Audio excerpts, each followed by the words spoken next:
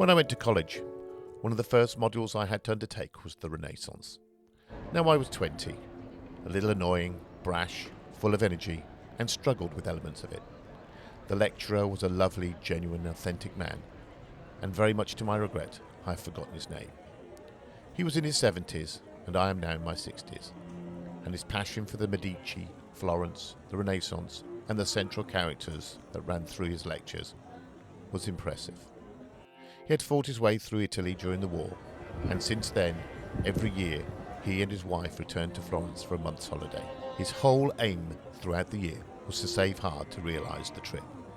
And they did, every year. There's nothing he did not know, had not visited, touched, seen, sat inside, or studied. For my own actions, all I can say is the folly of youth. The last couple of days put perspective on that, and made all the more painful for not remembering his name.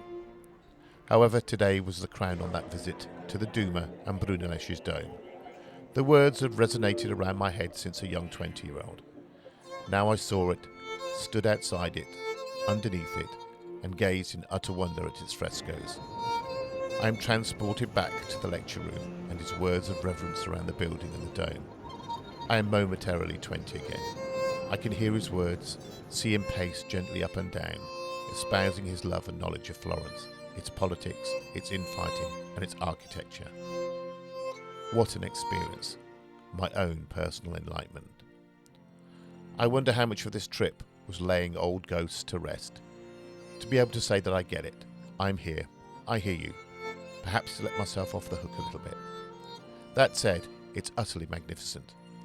So perhaps not so much an exercise in tourism, but laying an old ghost to rest and paying my respects to a passionate lecturer and witnessing someone's love for a subject.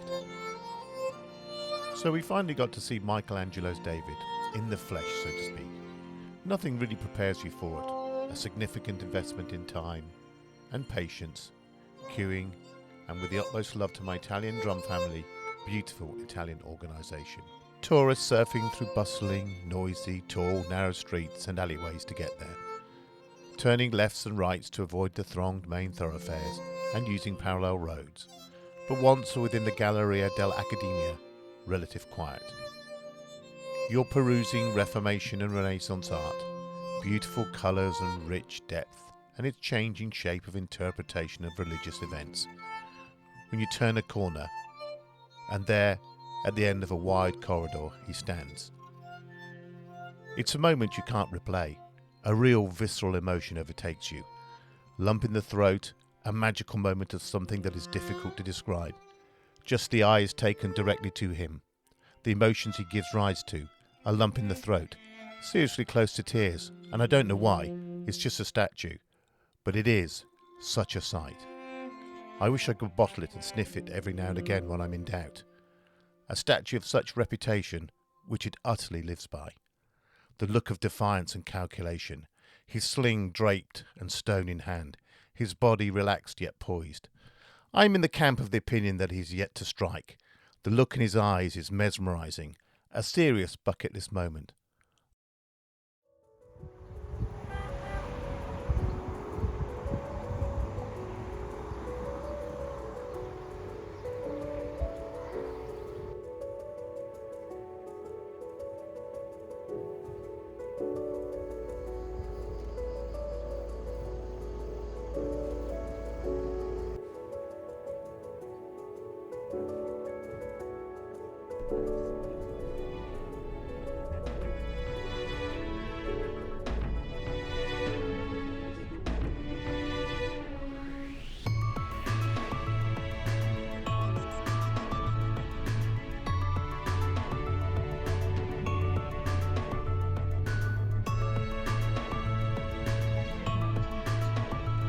And amble along Tuscan country lanes, up and down and round, and probably annoying Italian drivers. The back routes and narrow lanes away from towns and cities, and after a few days of urban tourism, now concentrating on villages, views and the absence of people. Picking roads to guarantee landscapes, getting lost, even with the sat-nav.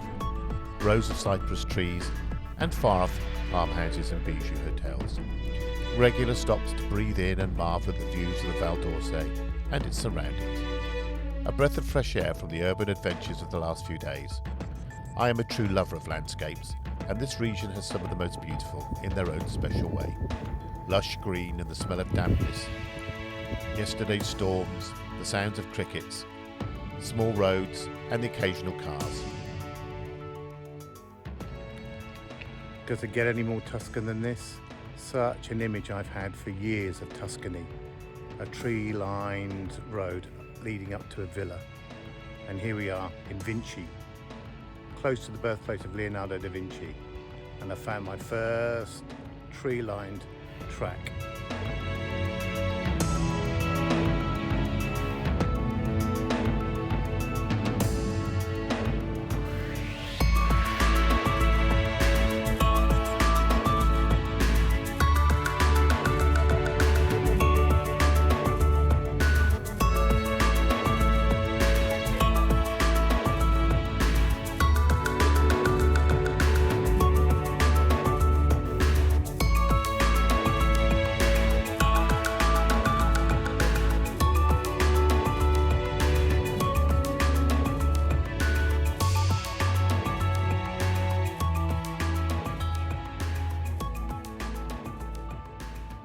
An early drive through torrential rain and intense lightning and thunder to San Gimignano, and to accidentally join the tourist throng.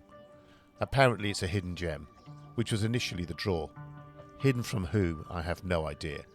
The streets were rammed, the coach park was heaving, the car parks were full, but we parked far enough away and walked in. Not so much hidden then, but most definitely a gem. The air full of American, English and other rich European accents, which was a bit of a culture shock. We had to chip away to find the Italian lilt. As Alan de Botton once wrote, the reality of travel is not what we anticipate. You had to look through the masses of humanity, distance yourself from it all to find and observe the beauty that lay beneath it, chisel out quiet views, experience the slate and the stone, an immersion in riches, which you were able to find with a little work and a little patience. Patience to wait for the right moment. And why is patience so important? According to Paulo Coelho, because it makes us pay attention. Pay attention to every step, every corner, every bend, every piazza, every alleyway, fresco, archway, doorway and window. Statues, churches, civic buildings and courtyards. And through this attention we create connections, and through connections we create a life. And walking through one doorway created connections within our journey so far. The doorway to an exhibition and the circle of life and the art of Andrea Roggi, an amazing artist and sculptor whose sculpture, the Tree of Peace, we stumbled on in Florence, and whose gallery we stumbled on here in San Gimignano, along with his beautiful statue, the Tree of Life. His mission is We Are One. The synchronicity of this journey keeps delivering. Each step, the thread of his sculptures, starting in Lucca to our journey around Florence and then San Gimignano, were our constant companions and a constant thread to our travels.